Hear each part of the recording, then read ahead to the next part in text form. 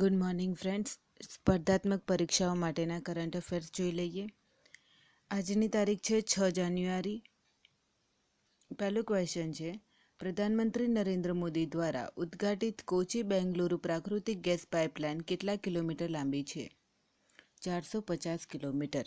તો પ્રધાનમંત્રી શ્રી નરેન્દ્ર મોદી દ્વારા 5 જાન્યુઆરી 2021ના રોજ વિડીયો કોન્ફરન્સિંગના માધ્યમથી કોચી બેંગલુરુ પ્રાકૃતિક ગેસ પાઇપલાઇનને રાષ્ટ્રને સમર્પિત કરવામાં આવી. આ કાર્યક્રમ એક રાષ્ટ્ર એક ગેસ ગ્રીડના નિર્માણની દિશામાં એક મહત્વપૂર્ણ પાયાનો પથ્થર સાબિત થશે. આ અવસર પર કેન્દ્રીય પેટ્રોલિયમ અને પ્રાકૃતિક ગેસના મંત્રી સાથે કર્ણાટક અને કેરળના રાજ્યપાલ અને મુખ્યમંત્રી પણ ઉપસ્થિત હતા.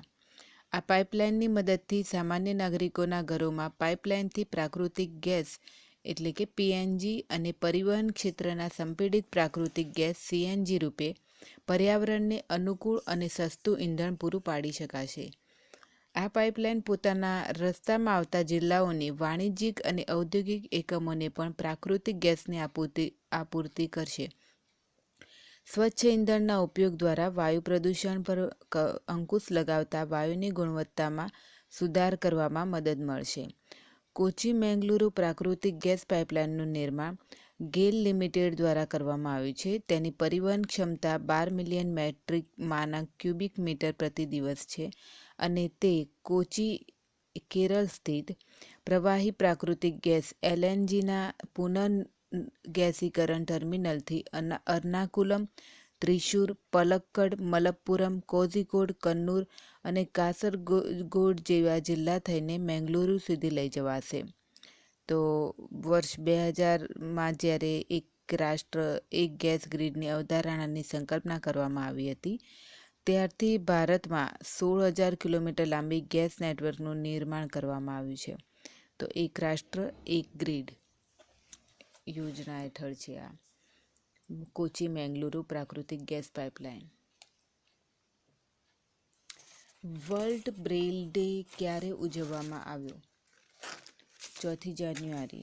તો 4 જાન્યુઆરી 2021ને વિશ્વ બ્રેઇલ દિવસ મનાવવામાં આવે છે. દ્રષ્ટિબાધિત લોકો માટે બ્રેઇલ લિપિ વિકસિત કરનાર લુઈ બ્રેઇલની જયંતિના અવસર પર આ દિવસને મનાવવામાં આવે છે.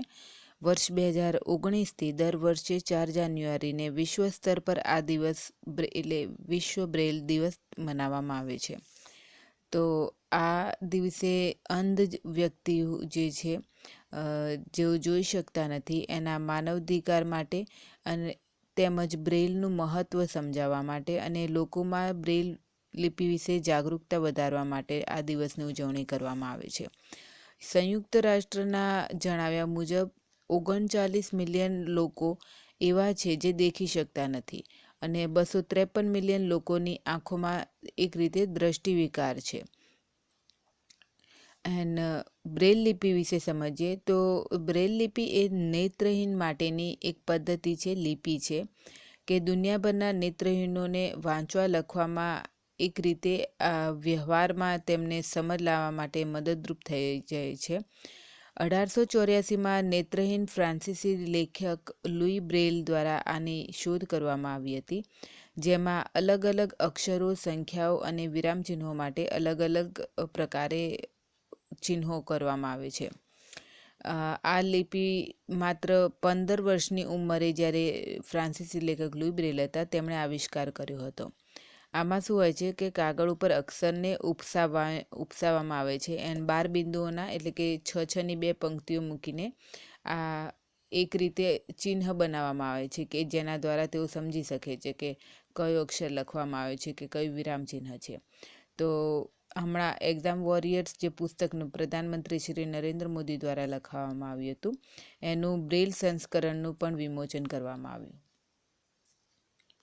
આગળનો ક્વેશ્ચન જોઈએ. કયા રાજ્યમાં પૂર્વોત્તરના પ્રથમ વિશેષ આદુ પ્રસંસ્કરણ પ્લાન્ટનું નવીનીકરણ કરવામાં આવી રહ્યું છે? મેઘાલય. તો પૂર્વોત્તર ક્ષેત્ર વિકાસ મંત્રી જીતેન્દ્રસિંહે જણાવ્યું કે મેઘાલયના રી ભુઈ જિલ્લામાં સ્થિત પૂર્વોત્તરના પહેલા વિશેષ આદુ પ્રસંસ્કરણ સંયંત્રનો જીર્ણોદ્ધાર કરવામાં આવ્યો. આવશે અને જે 2021માં કાર્યરત થઈ જશે. 2004માં આ બનાવવામાં આવ્યો હતો, પરંતુ વર્ષોથી તે બંધ જ પડી રહ્યો છે એમને. આ અદરક જે આદુ આપણે યુઝ કરીએ છીએ એ અત્યારે કોરોના કાળમાં એક રીતે તો ઇમ્યુન બુસ્ટર છે, તો બહુ ઉપયોગી છે. અને આ ઉપરાંત ત્યાંના સ્થાનિક લોકો માટે આ એક પ્રકારે રોજગારી પૂરી પાડશે. તો વોકલ ફોર લોકલની જે પ્રધાનમંત્રી શ્રી નરેન્દ્ર મોદીનું વિચારણા છે એને પણ એક રીતે બૂસ્ટ મળશે. તો ઉત્તર પૂર્વી ક્ષેત્રનો જે આ વિસ્તાર છે એમાંથી લગભગ 4,50,000 ટન હાઈ ક્વોલિટીનું આદુ એ વાર્ષિક રીતે ઉત્પાદન કરવામાં આવે છે. પરંતુ તેમાંથી શું થાય છે કે મોટાભાગના આદુ એમને સસ્તા ભાવે વેચી દેવું પડે છે, કારણ કે તેમની પાસે એ પ્રોસેસિંગ એન્ડ સ્ટોરેજની સુવિધાઓનો અભાવ છે. તો આ પ્લાન્ટથી એ જે આદુની ખેતી કરી રહ્યા છે એમને એક રીતે મદદ મળશે. કયા વર્ષમાં રાષ્ટ્રીય મહિલા આયોગને મહિલાઓ વિરુદ્ધ હિંસાની સર્વાધિક ફરિયાદો મળી છે? 2020. એકલો કોરોના નહીં આવ્યું, બહુ બધું લઈને આવ્યું. તો કોરોનામાં જ્યારે મહામારીના લીધે લોકડાઉન થઈ ગયેલું હતું ત્યારે લોકોને એક રીતે માનસિક રીતે તણાવ અનુભવતા હતા. એન્ડ આ દરમિયાન બાળકો એન્ડ મહિલાઓ માટે સૌથી વધુ મુશ્કેલી ઊભી થઈ ગઈ હતી કે 2020માં જે છેલ્લા 6 વર્ષમાં મહિલાઓ વિરુદ્ધની હિંસાઓ હતી એમાં સૌથી વધુ આ ફરિયાદો 2020માં મળી છે. 2020માં 23,722 જેટલી ફરિયાદો મળી છે, જેમાં આર્થિક અસુરક્ષા, તણાવ, ચિંતા, વિત્તીય મુશ્કેલીઓ અને પરિવારથી કોઈ ભાવનાત્મક સહયોગ નહીં મળવાને લીધે આ ઘરેલું હિંસાનો વધારો થયો હોવાનું મનાય છે અને કિસ્સા વધી ગયા હતા. બહુ હેરાન કરી ગયો 2020. કયા દેશ હમણાં ફાઇવ આઈઝ ગઠબંધનમાં સામેલ થયો? જાપાન. તો ચીનમાં જે ઉઈગર મુસલમાનો છે એમના ઉપર બહુ ટાઈમથી એવું છે કે ચીનમાં ઉઈગર મુસલમાનો ઉપર અત્યાચાર કરવામાં આવે છે, કે તેમને નહીં બાંધીને રાખવામાં આવે છે, તેમના ઉપર ત્રાસ ગુજવવામાં આવે છે, માનવી અત્યાચારો કરવામાં આવે છે. તો એના ઉપર નિગરાની રાખવા માટે જાપાન ફાઇવ આઈઝના જે 5 દેશોવાળું ગઠબંધન છે એમાં સામેલ થઈ ગયું છે, જે અમેરિકા એન્ડ બ્રિટનને ઉઈગર મુસલમાનો વિશે જાણકારી આપશે. આ પ્રકારે જાપાન આ નેટવર્કનું 6થું સદસ્ય બન્યું છે. તો the five eyes intelligence network એક ખુફિયા ખાનગી એવું ગઠબંધન છે, જેમાં Australia, Canada, New Zealand, United Kingdom અને સંયુક્ત રાજ્ય અમેરિકા સામેલ હતા. હવે જાપાન પણ ઉમેરાયું છે. ફસાઈ દ્વારા ખાદ્ય પદાર્થોમાં ટ્રાન્સ ફેટની લિમિટ કેટલી કરાઈ છે? તો 3%. ફસાઈએ ખાદ્ય પદાર્થોમાં ટ્રાન્સ ફેટની માત્રા ઓછી કરવાનો આદેશ આપ્યો છે, જે માત્ર હવે 3% કરી દેવાનું કહ્યું છે. હાલ અત્યારે એ 5% છે, પરંતુ હવે ખાદ્યમાં ટ્રાન્સ ફેટની માત્રામાં 2%ની કપાત કરી દેવામાં આવી છે. હજુ 2022માં તો તેઓ આ સ્તર 2% લાવી દેવામાં આવશે. WHO દ્વારા જ્યારે ચેતવણી આપવામાં આવી હતી કે નહીં, આ ટ્રાન્સ ફેટ એ ખૂબ હાનિકારક છે, એને ઓછું કરો. એમાં ભારત, પાકિસ્તાન જે આપણા આજુબાજુના આસપાસના દેશો છે એમાં આ ચેતવણી આપવામાં આવી હતી WHO દ્વારા, અને એક રીતે આદેશ આપવામાં આવ્યો હતો કે કાર્યવાહી કરે. તો એના ઉપર બાદ ફસાઈ દ્વારા આ નિર્ણય લેવામાં આવ્યો છે. લગભગ ટ્રાન્સ ફેટના લીધે હૃદયરોગથી 5 લાખ જેટલા લોકો મૃત્યુ પામે છે. એન્ડ WHOના જણાવ્યા મુજબ પ્રતિ વ્યક્તિ કેલરી માત્રામાં 1%થી પણ ઓછા ટ્રાન્સ ફેટ હોવું જોઈએ.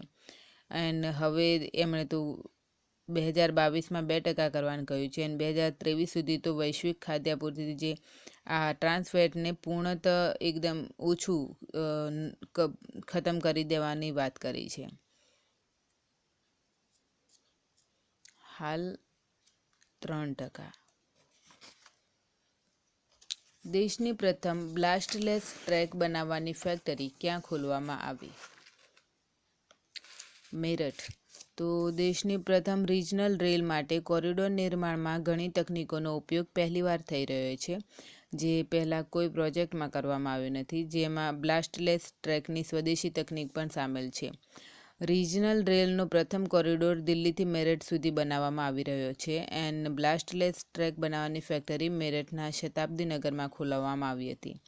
82 કિલોમીટર લાંબા દિલ્હી ગાઝિયાબાદ મેરઠ આરઆરટીએસ કોરિડોર પર બ્લાસ્ટલેસ ટ્રેક પાથરવામાં આવશે, એટલે કે રેલવેના જે પાટા ઉપર પથ્થર હોય છે એ નહીં હોય. આ સંપૂર્ણ રીતે સ્વદેશી અને આધુનિક તકનીકો ઉપર આધારિત હશે. રેલવેની 180 કિલોમીટર પ્રતિ કલાકની ઝડપ સહન કરવાની ક્ષમતાના હિસાબથી આ ટ્રેક તૈયાર કરવામાં આવશે. આની ખાસિયત એ છે કે આ ટ્રેકમાં ઓછું મેન્ટેનન્સ જરૂર પડશે, એટલે કે એના જે સંભાળ રાખવાનો ખર્ચ છે એ ઘટશે. કયા રાજ્ય દ્વારા માટીકલા રોજગાર યોજના શરૂ કરાઈ? ઉત્તર પ્રદેશ. તો ઉત્તર પ્રદેશ રાજ્યના જે મુખ્યમંત્રી છે યોગી આદિત્યનાથે હમણાં માટીકલા રોજગાર યોજનાની શરૂઆત કરી છે.